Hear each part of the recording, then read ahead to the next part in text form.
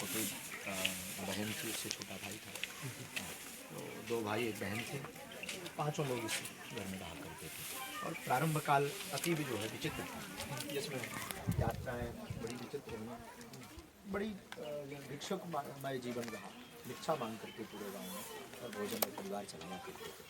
इतने संपन्न नहीं थे, पिताजी भी कोई कार्य करते नहीं थे। तो इसी में एक तरफ भगवान का स्थान बना रहता था, एक तरफ रसोई बनी रहती थी, और एक तरफ जो है यहाँ तक कि भैंस भी बनी रहती थी, पशुशाला भी बनी रहती थी। लेकिन वही में अपना जीवन भगवान बागेश्वर बालाजी की कृपा से पूरा 14 वर्ष का वनवास इस स्थान पर मैंने जाता। वो जो विकट परिस्थितियाँ थीं वो आध्यात्मिक यात्रा के लिए कितनी मददगार साबित हुई। उन्हीं विकट परिस्थितियों में ही हमारी अध्यात्म यात्रा प्रारंभ हुई। भगवत कृपा इन्हीं विकट परिस्थितियों से ही प्रारंभ हुई है। और हमारी दृष्टि तो ये कहती है कि जो कहावत आदिकाल से चली आ रही कि भगवान जो भी करते हैं अच्छे करते हैं, अच्छा करते हैं, अच्छे के लिए करते हैं। तो ये बागेश्वर बालाजी की ही महिमा है कि इन स्थितियों में नहीं रहे होते तो उनसे लगन नहीं, इन परिस्थितियों में रहे, यहाँ चलते रहे, यहाँ पर खेले हैं। यहाँ पर जो संकीर्णता है, उस संकीर्णता में व्यापकता की जो ललक थी, उस व्यापकता को पाने के लिए बागेश्वर बालाजी के चरणों में सिमरन, बागेश्वर बालाजी के चरणों का ध्यान, और जो है मन में भाव था कि इसके ऊपर एक छत बन जाए, ये भाव रहा। और वो अभी भी अधूरा है, अभी भी। शुरुआत जब ली तब यहाँ कथा करना, कथा सेंटर में जाकर कथाएँ करना, क्या वो सुना है मैंने, वो कैसे? ये बड़ी विचित्र स्थिति थी। पिताजी कुछ कार्य करते, भोजन की व्यवस्था के लिए, जीविका चलाने के लिए हम बड़े थे, बहन और भाई, तो हमारे बड़ापन था।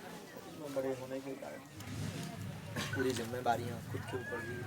माताजी हमारी सहज भाव की, पिताजी को कोई लेना देना नहीं रहता था। बस यहीं से हर पूर्णमासी अमावस्या एक थैला उठाते थे, और बचपन से ही तिलक लगाने का स्वभाव था। बाबा जी के चरणों में रहे, धोती पहनने का, धोती पहनते थे, अपनी बढ़िया कुर्ता पहनते थे। उस वक्त हमें स्मरण में है, आज भी एक कुर्ता हम रखे हैं। एक कुर्ता को हमने 1 महीना पहना पत्रकार।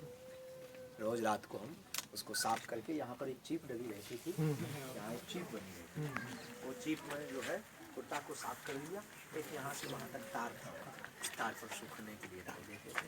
तो वहाँ से सारा सूख को उस सुबह से उसी को पहन करके अध्ययन करने जाते थे, और उसी को पहन करके अमावस्या पूर्णमासी गाँव में घर घर जा करके भिक्षा मांगते। वो जीवन जो सिखा करके गया वो कदापि न भूल सकता, न भुला पाऊंगा।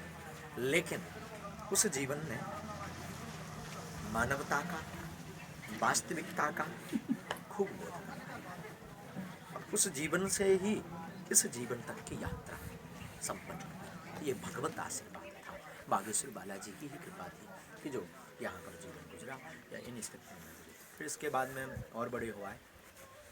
9 वर्ष की अवस्था से ही हम 8 वर्ष की अवस्था से ही रामायण पाठ, सत्यनारायण की कथा इत्यादि करने लगे।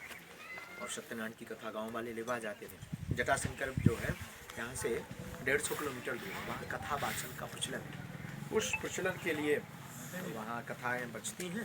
पुरोहित कर्मकांडी ब्राह्मण थे, कुछ पैसा मिल जाता, कुछ दक्षिणी मिल जाती थी। जाते अमावस्या को चले गए, वहाँ से 200-300 रुपये, उस 200-300 रुपये में 200 रुपये का आटा, भोजन, नाश्ता, जो भी सामग्री करके ला करके माता जी को दे देते थे, 20-25 रुपये। लेकिन कभी भी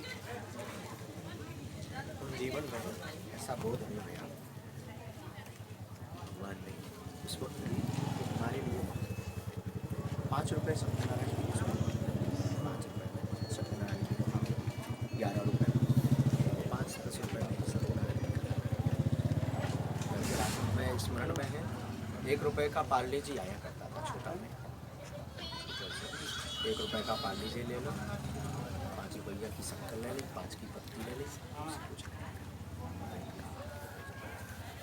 लेकिन यहाँ का स्मरण हमारी जीवन की यही ना, यहाँ का स्मरण भूल सकते, ना वो यहाँ का बना। खूब खेले बड़े, खूब बड़े हुए, यहाँ खेले, स्मरण करके यहाँ बैठना, हमारा स्मृति में ध्यान लगाना, सायंकाल रोज कीर्तन करना। यहाँ जो है एक लकड़ी का बाड़ा, लकड़ी के बाड़े में बैठते और रोज कीर्तन करना, हरि स्मरण, भगवत स्मरण। पूज्य दादाजी को, वो दादाजी का जो है यहाँ से कीर्तन में, फिर